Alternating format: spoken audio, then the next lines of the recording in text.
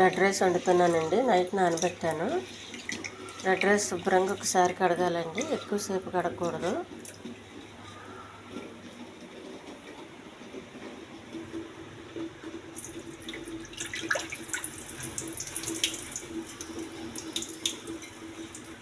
వంపేయాలి. ఒక చిన్న glass rice అండి ఇది.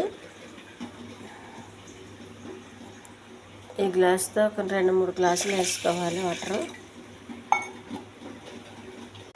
ఒక 3 గ్లాసులు వాటర్ అండి. స్టవ్ వెలిగించి పెట్టాలి. రైస్ ఉడకనివ్వాలండి. ఫస్ట్ వండేటప్పుడు ఎక్కువ మంటలో పెట్టండి. తర్వాత దగ్గరికి వచ్చేటప్పుడు సిమ్లో పెట్టుకోవాలి. రైస్ ఉడుకుతుందండి.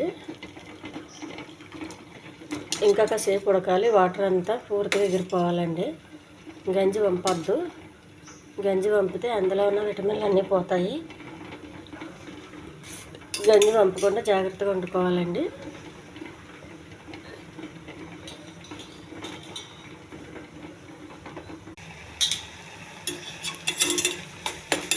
వాటర్ కొంచెం ఉందనగానే సిమ్లో పెట్టుకొని కలుపుకుంటూ ఉండాలండి.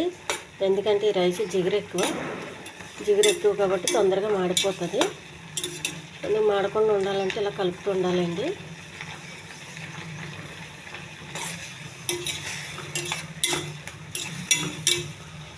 ఈ రైస్కి ఏ కూర రైస్ తిన్నా బాగుంటుందండి. మిల్లెట్స్ అయితే సప్పగా ఉంటుంది, కానీ ఇదైతే అంత సప్పగా ఉండదండి. మామూలు మన రైస్ లాగే ఉంటుంది.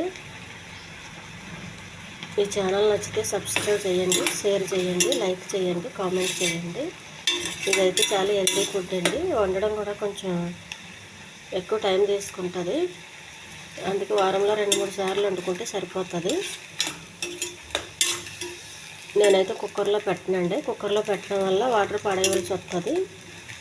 జిగురుగా ఉంటుంది కాబట్టి గిన్నెలో వండుకుంటేనే బెస్ట్. కొంచెం వాటర్ ఉందనగా స్టవ్ ఆపేయాలండి. ఇలా ఉన్నప్పుడు ఆపేయాలి.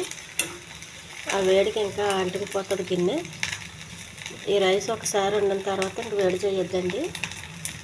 మనం ఎంత వేడి చేసినా కానీ అది జిగురు వస్తూనే ఉంటుంది. అందుకే వేడి చేయకూడదు.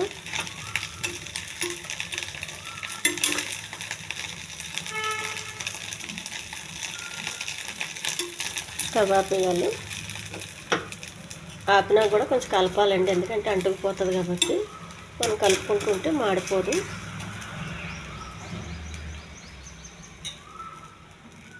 రెడీ అయిపోయిందండి రెడ్ రైస్.